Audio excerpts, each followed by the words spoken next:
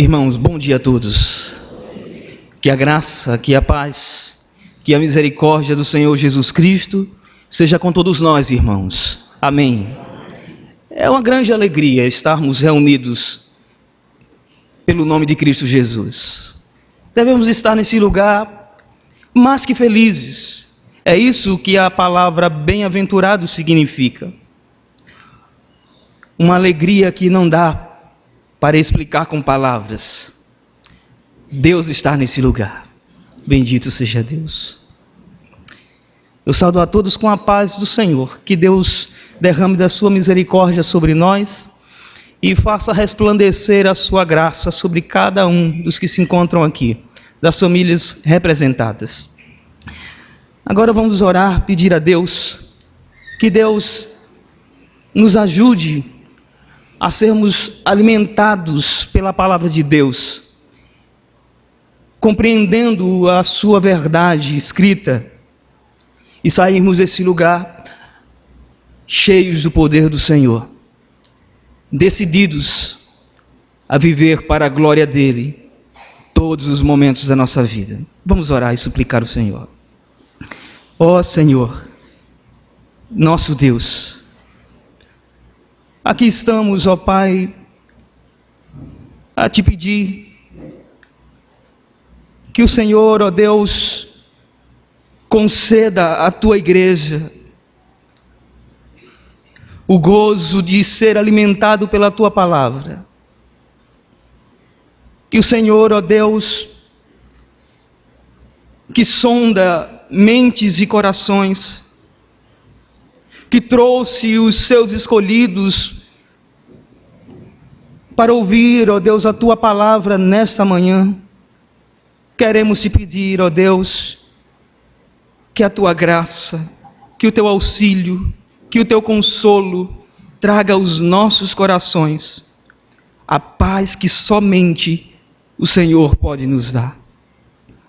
Abençoa-nos, derrama da tua graça, do teu auxílio, fortalece-nos e dai-nos a alegria da tua salvação. Não por alguns momentos, não por algumas situações, mas que isso seja uma realidade prática na vida de todos nós. Esse é o pedido que fazemos ao Senhor, em nome do Cordeiro bendito de Deus. Oramos ao Senhor, ó Deus, em nome de Jesus. Amém. Vamos abrir, irmãos, as nossas Bíblias na primeira carta de Pedro, capítulo 1, dos versos de número 3 até os versos de número 12. 1 Pedro, capítulo 1, de 3 a 12. Eu estarei fazendo essa leitura e os irmãos atentamente estarão assim acompanhando. 1 Pedro, capítulo 1, de 3 a 12, diz a palavra de Deus. Bendito o Deus e Pai de nosso Senhor Jesus Cristo, que segundo a sua muita misericórdia, nos regenerou para uma viva esperança, mediante a ressurreição de Jesus Cristo dentre os mortos, para uma herança incorruptível, sem mácula, imarcessível, reservada nos céus para vós outros, que sois guardados pelo poder de Deus, mediante a fé, para a salvação preparada para revelar-se no último tempo. Nisso exultais, embora no presente, por breve tempo, se necessário, sejais contristados por várias provações, para que, uma vez confirmada o valor da vossa fé, muito mais preciosa do que o ouro perecível, mesmo apurado por fogo, redunde em louvor, glória e honra na revelação de Jesus Cristo, a quem, não havendo visto a mais, no qual, não vendo agora, mas crendo, exultais com alegria indizível e cheia de glória, obtendo o fim da vossa fé, a salvação da vossa alma. Foi a respeito desta salvação que os profetas indagaram e inquiriram, os quais profetizaram acerca da graça a vós outros destinada. Investigando atentamente qual a ocasião ou quais as circunstâncias oportunas indicadas pelo Espírito de Cristo, que neles estava, ao dar de antemão testemunho sobre os sofrimentos referentes a Cristo e sobre as glórias que os seguiam. Todos juntos o verso de número 12. A eles foi revelado que, não para si mesmos, mas para vós outros, ministravam as coisas que agora vos foram anunciadas, por aqueles que pelo Espírito Santo, enviado do céu, vos pregaram o Evangelho, coisas que os anjos anelam prescrutar. Que Deus, irmãos, aplique a sua palavra nos nossos corações. Que Deus nos dê a graça de viver essa verdade. Nós estamos, irmãos, em um contexto para muitos de angústia, no que tange ao futuro do nosso país. Falar sobre sofrimento não é fácil. Diga a estes que nesse momento estão passando por adversidades, por diversas situações que muitas das vezes nos leva a lágrimas. Nas nossas conversas hoje, o clima é o que vai acontecer depois das eleições. Será que vamos continuar com um governo que traz dificuldade para os mais simples viverem, e aqueles que desejam viver honestamente têm que passar por momentos tão difíceis? Diga os aposentados, os assalariados, digam nós brasileiros. Mas, irmãos, o que muitas das vezes nós esquecemos é que o futuro da nossa nação, do nosso passado, do nosso presente, do nosso futuro, não se encontra nas nossas decisões, no que nós podemos fazer, mas sim, irmãos, no que Deus já fez por meio de Cristo Jesus. Muitas das vezes a nossa autossuficiência nos atrapalha. Quando pensamos que um governo, um partido X ou Y, estando no governo, resolverá os nossos problemas. Esquecendo, irmãos, que Deus é o Senhor de todas as coisas. Deus é o supremo governador de tudo. É Ele que inclina o coração dos nossos governantes, ainda que ímpios, e faz tudo o que assim lhe apraz. Mas quando nós, irmãos, pensamos que a resolução do problema, das consequências que nós estamos vivendo, depende dos homens. Irmãos, nós, na verdade, estamos esquecendo de uma coisa tão simples. É Deus que está no controle de tudo. Todas as coisas cooperam para o bem daqueles que amam a Deus, dos que são chamados segundo o seu propósito. Isso nos faz lembrar quando o povo de Israel pede um rei que nós sabemos o caráter de Saul. Uma situação que aquele povo diz: nós não queremos mais o seu auxílio, Samuel. Você já está velho, seus filhos são corruptos. Nós queremos um rei que nos governe. Diferente de muitos cristãos que num contexto como esse de eleição, que procuram muitas das vezes se omitir da sua responsabilidade, anulando o seu voto, muitas das vezes fazemos igual àquele povo. Esquecemos de que Deus é o Senhor de tudo. Esquecemos de um exemplo tão nobre daquele homem, daquele profeta, que deveria ser olhado como um homem santo, experiente, que ao invés de dizer, Senhor, eu não quero me meter nisso aí, eu não quero escolher um rei que não seja segundo o seu coração, pelo contrário, esse homem dobra os seus joelhos e clama a Deus, e Deus o responde, e diz, este será aquele que destruirá os filisteus. É verdade, irmãos, que o povo de Israel passou por diversas situações que trouxe angústia, sofrimento, mas é só olhar para o passado, para o presente e também para o futuro, que em todas as coisas Deus tem trabalhado. Deus tem sido aquele Deus bondoso que derrama do seu cuidado sobre o seu povo, e em todas as coisas a igreja triunfa. O povo de Deus triunfa. E é pensando nisso, irmãos, que o apóstolo Pedro escreve a essa igreja, a esse povo santo, lavado pelo sangue do Cordeiro, que tinham antes as suas vidas distante de Deus, mas que agora foram encontrados pela graça, pelo poder do Evangelho, e que sabiam muito bem o que é passar pelas adversidades da vida, pelas angústias.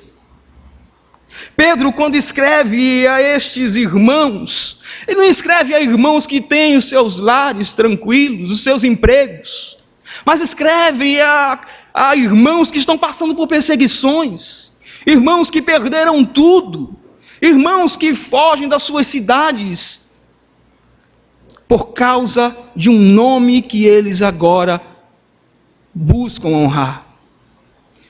Eles são chamados agora de cristãos, de servos de Deus, de proclamadores do Evangelho. Eles sabiam que Deus deveria ser adorado em toda e qualquer situação. Nós, irmãos, sabemos também disso. Deus deve ser engrandecido, Deus deve ser adorado na nossa vida, Deus deve ser reverenciado em cada passo que nós damos. Mas o que esses cristãos precisariam saber, e nós também precisamos saber, é como, irmãos, adorar a Deus no sofrimento. E é com essa palavra que eu quero fazer dela o tema da mensagem de hoje. Como nós devemos adorar a Deus no sofrimento? Como adorar o Senhor em situações em que nós olhamos para a direita, olhamos para a esquerda e não encontramos aos nossos olhos físicos uma resposta para dizer: isso é alegria. Quando nós olhamos para a nossa saúde e a encontramos frágil, quando na sua porta você encontra o desemprego, como adorar o Senhor, irmãos, quando você está diante da perda, quando você olha para os seus filhos e vê o seu esforço parecer que foi de água abaixo, de ensinar as Escrituras e conduzir os seus filhos no caminho do Senhor e olhar para eles, muitos dos lares verem os seus filhos distantes do Senhor. Como exaltar a Deus e glorificá-lo, como adorá-lo, quando nós olhamos para a frente, para o nosso futuro, segundo a nossa perspectiva humana, e não encontramos razões para a alegria. Ah, irmãos, é muito difícil adorar a Deus no sofrimento. É muito difícil olhar para a situação em que estamos vivendo e dizer: louvado seja Deus. Esses cristãos estão vivendo algo dessa natureza. Eles estão espalhados pelo mundo conhecido. Eles perderam aquilo que aos nossos olhos hoje poderia ser o fruto do nosso trabalho, da nossa vida. Eles sabiam que Deus deveria ser adorado, mas como? E isso faz com que as nossas vidas fiquem lado a lado com esses irmãos, porque nesse aspecto nós não somos diferentes deles. Nós também somos seres humanos. Que é muito bom estarmos reunidos na casa do Senhor hoje, exaltando a Deus pelo emprego conquistado, exaltando a Deus pelas bênçãos que Deus tem nos dado, pela alegria que o Senhor tem colocado no nosso lar, na nossa forma de servi-lo. Mas como é difícil quando essas coisas são tiradas de nós. Por isso, irmãos, essa pergunta ainda continua na nossa mente, no nosso coração. Tá, pastor, Deus deve ser adorado em todo instante, mas como? É como se você ligasse para mim e dissesse: pastor, olha, eu fiz um exame e o exame constou que eu estou com uma doença muito grave. E eu dizer: ô meu irmão, minha irmã, louvado seja Deus, regozije-se nisso. Talvez se passasse na sua mente e dissesse: esse pastor está louco. Como? Eu queria uma palavra que trouxesse um consolo, uma alegria, e ele diz: se alegre, se regozije. Muitas das vezes, irmãos, nós não sabemos como lidar. Nós somos muito experientes na nossa fala, no nosso discurso, mas passe pela diversidade da vida. Passe pela uma situação em que vocês percam aquilo que vocês mais têm lutado para conquistar. A sua empresa, os seus bens, a sua família. O apóstolo Pedro dá uma resposta para esses crentes. E Deus preserva para nós hoje. Os versos de número 3 até os versos de número 5, as Escrituras nos ensinam que Deus deve ser adorado no sofrimento.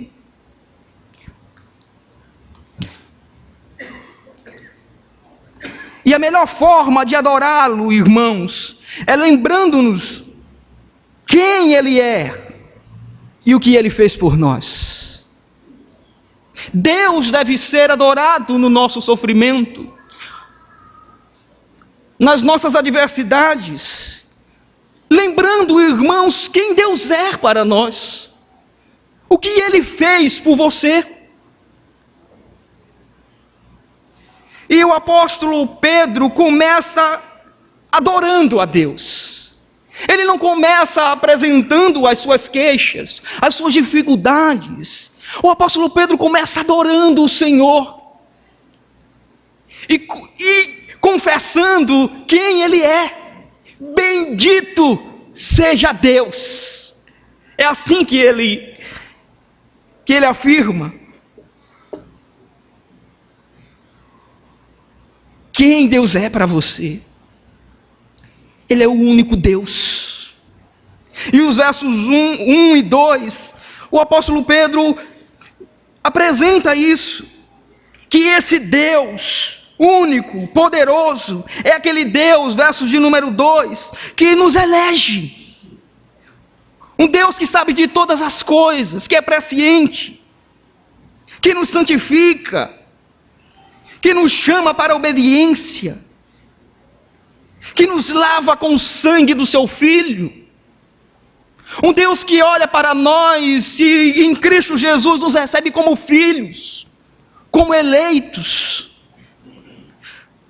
Mas uma segunda verdade no verso 3 nos mostra que Deus, esse Deus soberano, esse Deus gracioso, é um Deus que é Pai. Bendito o Deus e Pai de nosso Senhor Jesus Cristo. Irmãos, nós não devemos esquecer dessa realidade.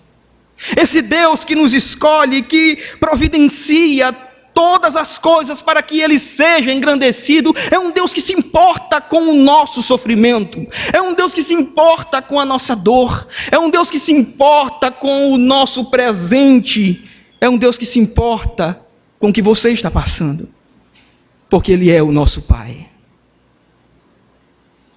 Ele não é apenas o Pai do Senhor Jesus Cristo. Foi trazendo aqui, o apóstolo Pedro traz aqui uma diferença entre os falsos deuses e o verdadeiro Deus. O verdadeiro Deus é o Pai do nosso Salvador. E pela graça de Cristo nós somos enxertados na videira e recebidos como filhos adotivos. Esse é o Deus que nós servimos. É o Deus que nos olha com os olhos de Cristo e nos enxerga como filhos. Mas também, irmãos, olhe para o verso de número 3, a sequência, que o Deus que é o Deus Todo-Poderoso, o Deus que é Pai de nosso Senhor Jesus Cristo, Ele é esse Deus misericordioso. Que alívio deve vir ao meu e ao seu coração, queridos. Que esse Deus que nos chama, que nos lava, que nos chama de filhos, é o Deus que é misericordioso. Graças a Deus pela misericórdia do Senhor, porque nenhum dos que se encontram aqui, nem o que vos fala, nenhum de nós sem distinção merece nada de Deus. Somos pecadores desde nascença. As nossas mãos, no que tange a nossa natureza humana sem Cristo, era manchada pelo pecado, toda a nossa natureza, indignos de Deus, debaixo da ira, mas Deus age com a sua misericórdia. Imagine aqui você sem Cristo na sua vida, perdido, pecador. Mas graças a Deus, que o Deus que nós servimos é o Deus vivo e verdadeiro. O Deus que nos chama para a sua graça, o Deus que derrama sobre nós da sua misericórdia. E é isso que ele mostra, continuando no verso 3, que essa misericórdia nos regenerou. Uma das consequências graciosas de Deus para nós, irmãos, é que nós não somos mais os mesmos. Não tem como, não há espaço. Uma vez encontrado por Deus, uma vez lavado por Deus, pelo sangue de Cristo, você jamais poderá ser a mesma pessoa. É possível que na sua vida de santificação, você possa dar alguns vacilos, cair, mas jamais permanecer no erro, porque agora o Espírito de Deus habita no seu coração. Agora não é mais para você mesmo, mas é para Deus que você vive ou deve viver. E é isso que o apóstolo Pedro escreve para esses irmãos. O Deus que vocês servem é o Deus vivo, é o Deus verdadeiro, é o Deus que agiu com misericórdia e regenerou a sua vida para uma viva esperança. Então, irmãos, adorar a Deus no sofrimento é lembrarmos, termos isso no nosso coração, de lembrarmos quem Deus é.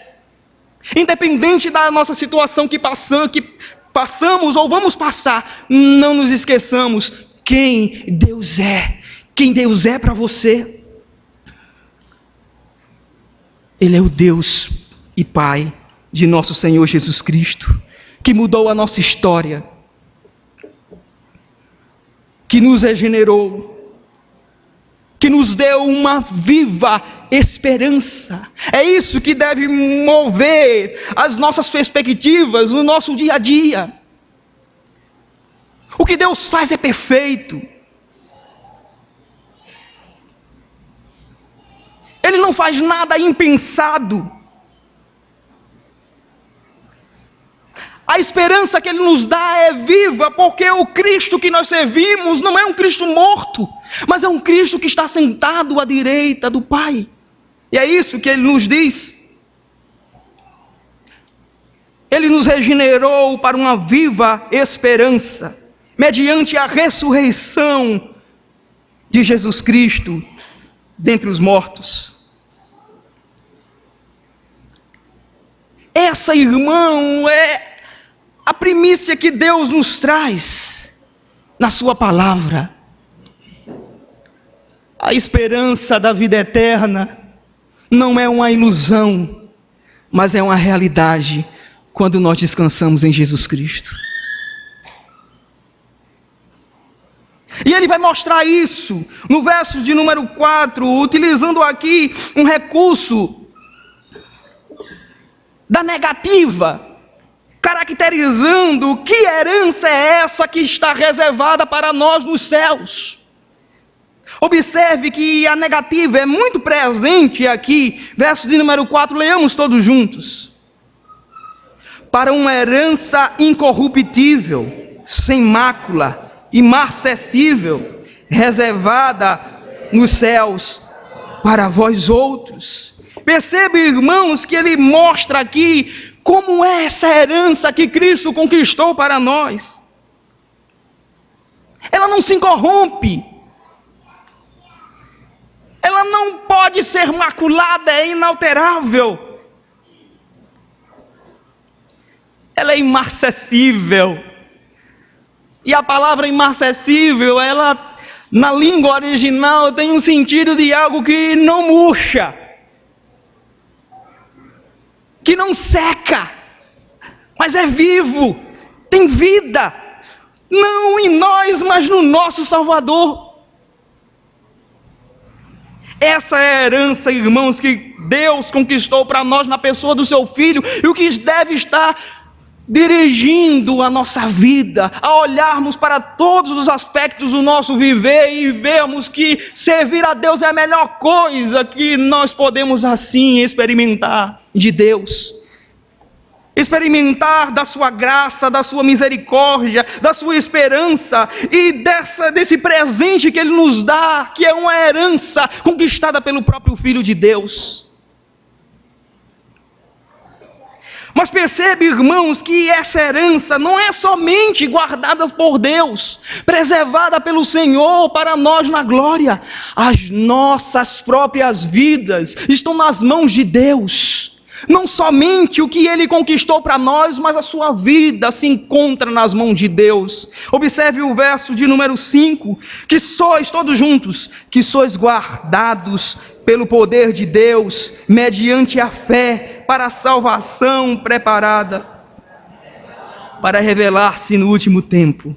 Bendito seja Deus, porque não somente a nossa herança está garantida para nós, mas a nossa própria vida, uma vez comprada pelo sangue de Cristo, não é uma possibilidade de você ser salvo. Não existe possibilidade para aqueles que são comprados pelo sangue de Cristo. É uma realidade. Você não precisa fazer mais nada a não ser descansar, ter fé, confiar. E é isso que a palavra fé traz para nós. É confiar de todo o nosso coração que aquele que fez por nós garante de uma vez por todas a nossa salvação.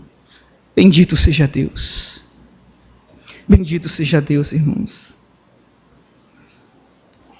Por sermos guardados, por sermos preservados. E isso, irmãos, deve vir com uma bonança para os nossos corações. Independente do que nós estamos passando, ou poderemos passar, as nossas vidas se encontram nas mãos de Deus. A segunda coisa que as Escrituras aqui nos ensina, a orientação que Deus nos dá de como nós devemos adorar a Deus no sofrimento, está aí no verso de número 6 até os versos de número 9, nos mostrando que nós devemos adorar a Deus no sofrimento, não tirando os olhos do nosso triunfo. Muitas das vezes, irmãos, as dificuldades da nossa vida se tornam pior, porque muitas das vezes nós tiramos os nossos olhos do foco, daquilo que pode nos dar esperança e convicção de que nós passaremos a pé enxutos. Muitas das vezes confiamos no dinheiro que temos, no conhecimento que adquirimos, nos amigos que nós conquistamos, e esquecemos, irmãos, de que nós devemos descansar em Deus, não tirar os olhos daquilo que Cristo já conquistou e já é uma realidade para as nossas vidas. Versos de número 6 até os versos de número 9, todos juntos. Nisso exultais, embora no presente, o breve tempo, se necessário, sejais contristados por várias provações, para que, uma vez confirmado o vosso, muito mais preciosa do que ouro perecível, mesmo apurado por fogo, redunde em louvor, glória e honra na revelação de Jesus Cristo, a quem, havendo visto, amais, no qual, não vendo agora, mas crendo, exultais com alegria indizível, cheia de glória, obtendo o fim da vossa fé, a salvação da vossa alma. É isso que o apóstolo Pedro diz para esses irmãos que estão passando por adversidades. Não tire os seus olhos daquilo que traz paz, daquilo que te traz a garantia que é a salvação da vossa alma, conquistada em Cristo Jesus. Uma coisa, irmãos, é nós perdermos um emprego, perdermos algumas coisas simples que com alguns anos de trabalho você pode conquistar novamente. Mas esses cristãos passam por uma perseguição muito maior. É ver os seus filhos serem mortos. É verem tudo que eles conquistaram serem jogados fora, destruídos. Serem odiados não apenas pela política da época, mas pelos seus próprios vizinhos. Quando Nero manda queimar a cidade, ele joga a culpa nos cristãos. E agora já não é apenas o Estado que persegue os cristãos, mas o próprio povo, a população, que os perseguem, os maltratam e matam. Esses cristãos, eles estão agora meio que em dúvida, quem sabe aqui é a situação que esses irmãos estavam passando, a dúvida, se vale a pena servir a Deus ou não. E o que Deus traz aqui para nós, o que Pedro escreve é: olha, nisto exultais. Na salvação de vocês é que vocês devem se regozijar. Prestem atenção no que Cristo fez. Não preste atenção nas coisas passageiras, naquilo que o homem pode tirar, naquilo que a traça pode corroer, mas prestem, foquem-se, se alegrem, exultem nisso. Vocês são salvos, estão livres da ira de Deus, mas se encontram debaixo da graça divina. Como irmãos, nós somos fracos. Como muitas das vezes, irmãos, nós gastamos tanto tempo da nossa vida naquilo que passa tão rápido. Como nós nos dedicamos a adquirirmos bens, famílias, amigos, e nada contra isso. É bênção de Deus. É graça de Deus na nossa vida adquirirmos todas essas coisas. Mas se o nosso coração estiver focado nessas coisas, nós estaremos, na verdade, tirando os olhos daquilo que deve preencher e trazer o regozijo no nosso coração e fazer sentido a todas as demais áreas da nossa vida. Nisso exultai, na salvação das nossas almas. E ele diz aqui no verso de número 6: que nós devemos exultar, nos alegrarmos diante de Deus na nossa salvação. Primeiro,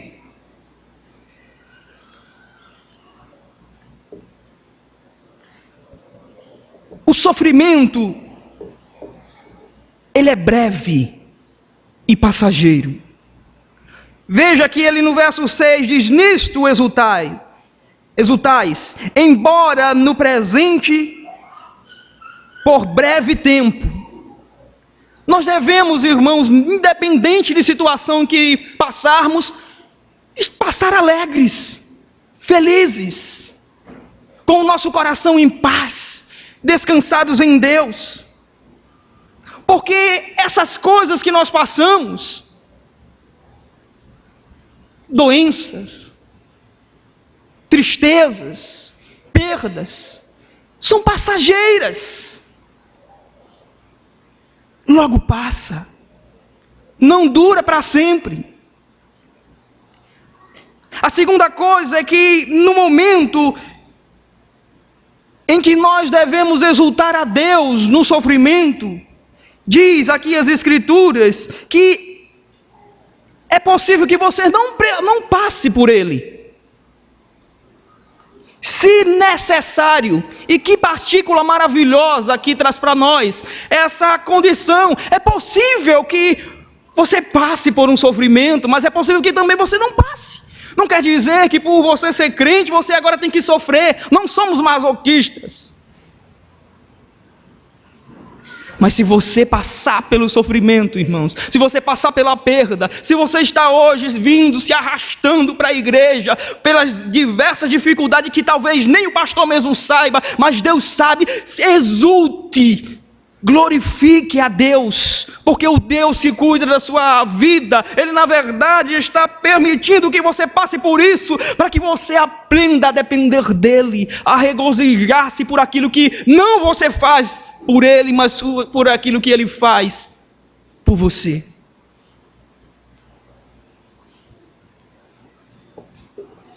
Mas irmãos, não devemos esquecer também que o sofrimento ele é doloroso. Não vamos negar que é fácil passar por um momento de dificuldade, pela perda. Diz: se necessário, sejais contristados por várias provações. Não é fácil, irmãos. Muitas das vezes, em dificuldade que nós passamos, em desespero que nós experimentamos, o que sobra nas nossas vidas, muitas das vezes, são lágrimas, são tristezas. Imagine você passando por uma dificuldade, por um problema, olhar para uma igreja como essa, de vários irmãos, e muitas das vezes não ter muitos para contar, para abrir o coração, para caminhar juntos. Porque muitas das vezes nós pensamos que nós sofremos mais do que todos, e achamos que o nosso sofrimento é maior do que todos e ninguém pode entender. E nos retraímos, e mais uma vez nos esquecemos que nós somos um corpo, que nós somos ligados a Cristo, que dependemos uns dos outros, e que todos nós precisamos do Senhor. Pois é Ele, irmãos, que traz o verdadeiro consolo, é Ele que traz a paz que nós precisamos. Quantos dos irmãos, quando estão passando por situações como essas, a primeira coisa que faz não é buscar o Senhor, é se afastar dEle, é achar que não consegue mais vir para a igreja, porque depois daquela situação não tem como mais seguir ao Senhor. Talvez fosse isso que os irmãos estivessem passando aqui, e que Deus, pela sua misericórdia, manda o apóstolo Pedro escrever essa carta e para trazer também a igreja militante de hoje, porque Deus sonda e conhece as nossas limitações e as nossas dores. E o que nós devemos aprender, irmãos, é que no sofrimento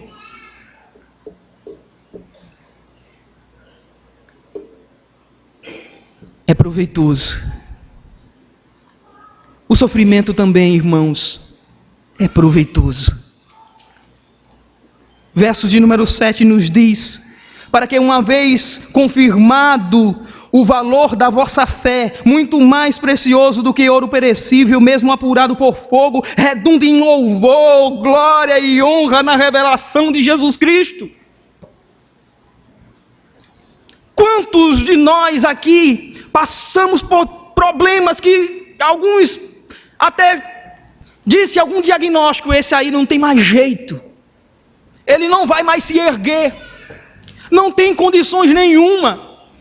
E você está aqui para testemunhar e contar a sua história da providência divina. É preciso descansar em Deus. Perceba que a palavra fé é constante nesses versículos. É fé que nós precisamos, é de fé que nós precisamos, é descansar nele, é confiar nele, no nosso Salvador. Que uma vez passando por todas essas coisas, olharemos para trás, olharemos para o lado, para a direita e para a frente, e veremos Deus em todas as situações da nossa vida. É Ele que deve receber a honra, a glória e o louvor. Pois quando nós almejamos a vinda do nosso Senhor Jesus Cristo, é Ele que deve receber a glória. Não teremos outra palavra se não dizermos: Senhor, bendito seja o teu nome. Pois não somente o Senhor tem reservado a herança bendita do Senhor para nós, mas foi o Senhor que me sustentou até esse grande dia. Ainda que eu passe pelo vale da sombra da morte, não temerei mal nenhum, porque o Senhor, nosso Deus, está conosco. O fim da nossa fé, o propósito dela, é, irmãos, a salvação bendita do nosso Salvador. Como adorar a Deus no sofrimento? Lembrando-nos, irmãos, quem Deus é e o que Ele fez por nós. Não tirando os olhos daquilo que Ele conquistou para nós, do nosso triunfo, naquele grande dia. Mas por fim, irmãos, versos de número 10 até os versos de número 12. Devemos adorar a Deus no sofrimento como privilegiados. Lemos todos juntos. Foi a respeito desta salvação que os profetas indagaram e inquiriram, os quais profetizaram acerca da graça a vós outros destinada, investigando atentamente qual a ocasião, quais as circunstâncias oportunas, indicadas pelo Espírito de Cristo, que neles estavam a dar de antemão testemunho sobre o firmamento.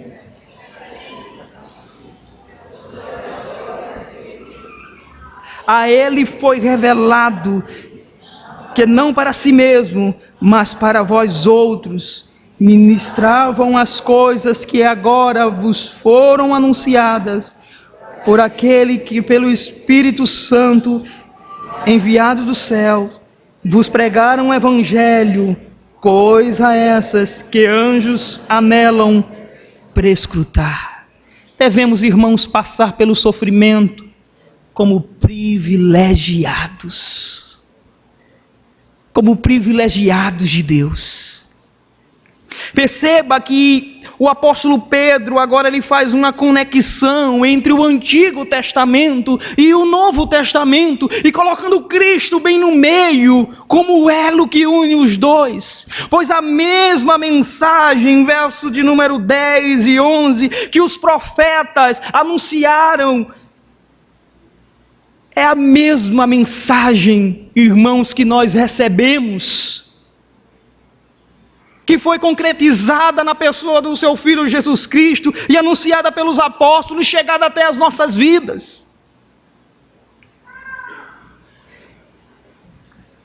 Perceba que ele diz, foi a respeito desta salvação, verso 10, que os profetas indagaram e inquiriram, os quais profetizaram acerca da graça a vós outro destinada. A mensagem do Evangelho não é invenção dos apóstolos, não é modismo, mas é as promessas de Deus concretizando nas nossas vidas.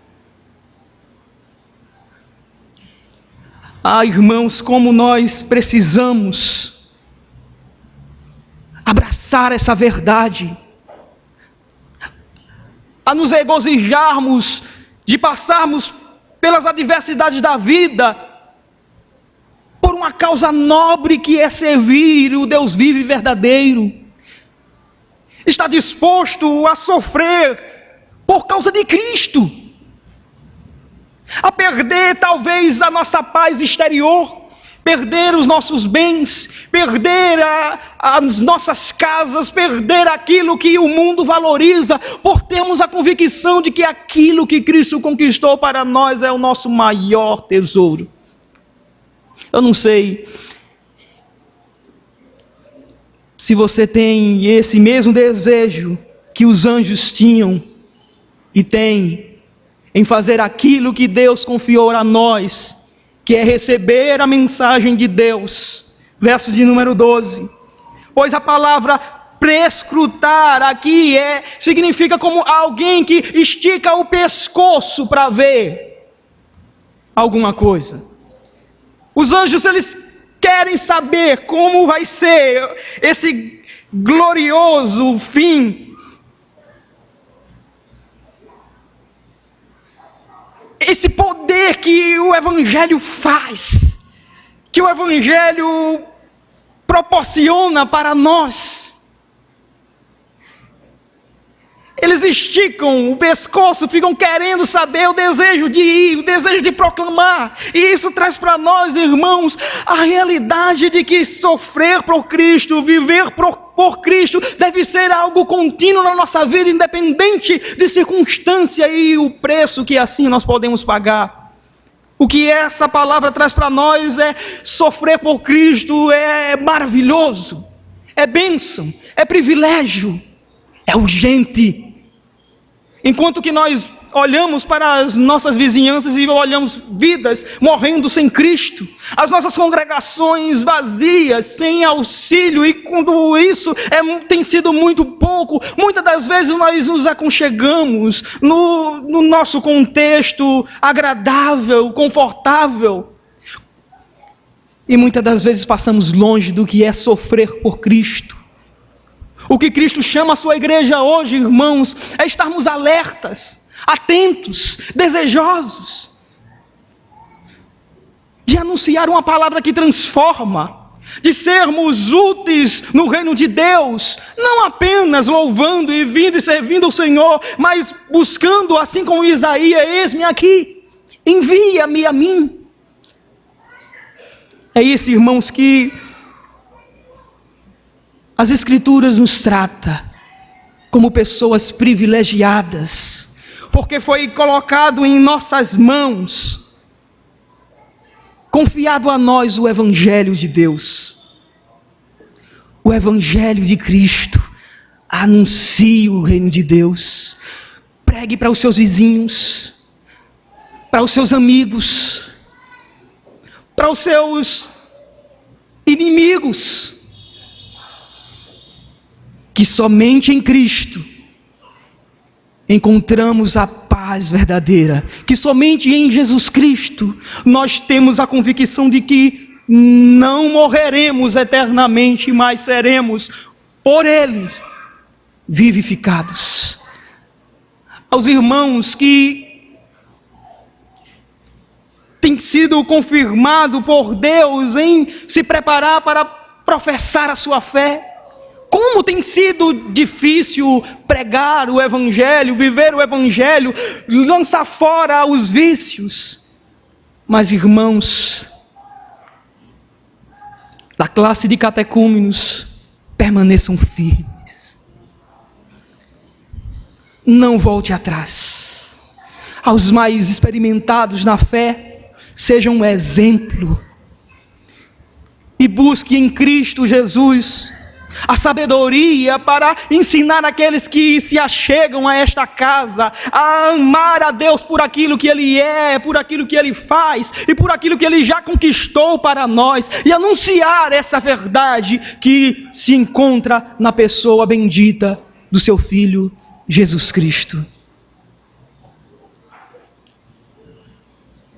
Verso 12: a eles foi revelado que não para si, mas para vós outros, ministravam as coisas que agora vos foram anunciadas por aqueles que pelo Espírito Santo, enviado do céu, vos pregaram o Evangelho, coisa essas que anjos anelam prescrutar. Foi a você, irmãos, que Deus confiou a sua palavra. Que Ele possa ser honrado na nossa vida. Que possamos aproveitar cada instante para que com sabedoria Deus seja engrandecido em todo o nosso viver. Honre ao Senhor, busque a Ele.